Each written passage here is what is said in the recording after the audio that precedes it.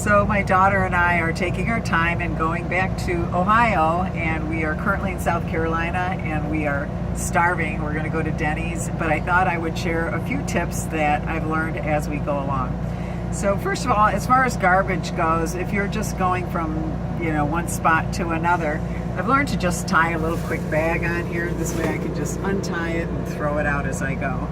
If you are not an organized person, this might be a little bit tight for you. I've had men that are 6'1" stand in here, so you can do that. We did open the bed, but not all the way, so it was kind of like a double. There was plenty of space for my daughter and I, and actually I got a good 6 hours sleep, so I'm ready to go today. But when you get up, me personally, maybe it's because of raising all the kids, I feel like everything has to have a place and everything has to stay organized. I am a little bit claustrophobic, and if you don't clean up and put everything back in its proper place, you might find yourself a little bit stressed as you travel. So I've already made the bed.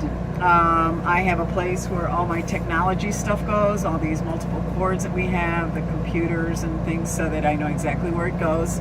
You know how in your house you know exactly where your food is at, where your keys are at? Well, once you start traveling, everything takes on a new, just sort of a new sense of normal. So we're beginning to develop that. I know where my snacks are at. I know where my hair dryer is at, even though I haven't used it this morning, obviously, so sorry guys.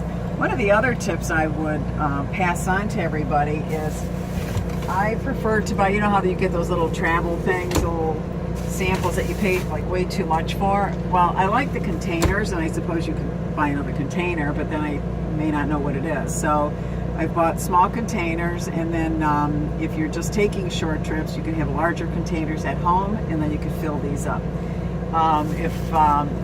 And this is like in a Class B. For those of you that are in those big Class A's, you may not have these problems, but in this, we do.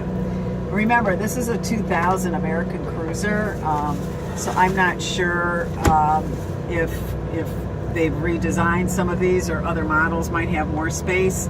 But even though we have a lot of cupboards, they're not very deep. So it is important that you kind of try to figure out how can you get the most for your space. So I've done that. I went along, and somebody else gave me a tip about getting a little plastic tub here in the sink.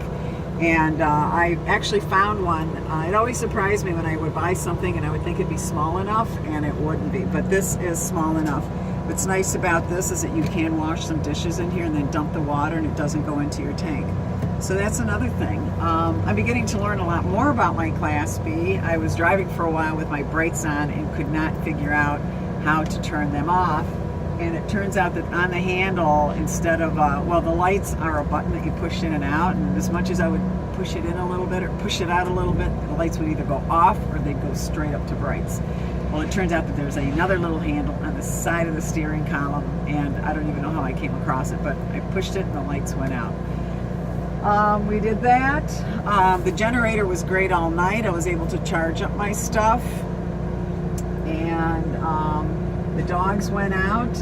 Normally, if I was going to travel with another, larger adults, I'd put my kennels up in the front seats, where then I could open up the bed, and it would be a lot larger, take the table out.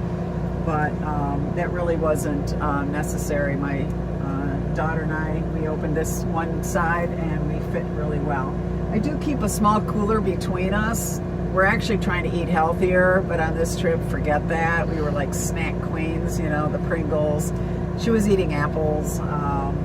Okay, maybe it was just me that wasn't eating good.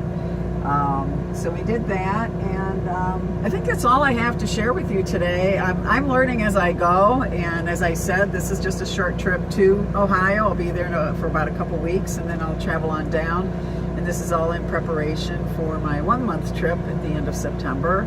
And I'm sure I'm going to learn a lot more there, since I don't have the knowledge that I'm going to another home base for a while. And then hopefully in spring I'll be even going a little bit longer. So if anybody has anything that you can share with me. I think one other thing I was going to say about the pets, I think I'm going to buy one of those water things that you hook onto the cages so they can drink as they go. I guess I was concerned if they drank too much water, they might get sick. My dogs are great travelers. They've always, before this, so when they traveled in my Jeep, they did real well. So I'm going to do that. But other than that, I think it's time for breakfast. What do you think? I'll see you guys later. Bye-bye. See ya.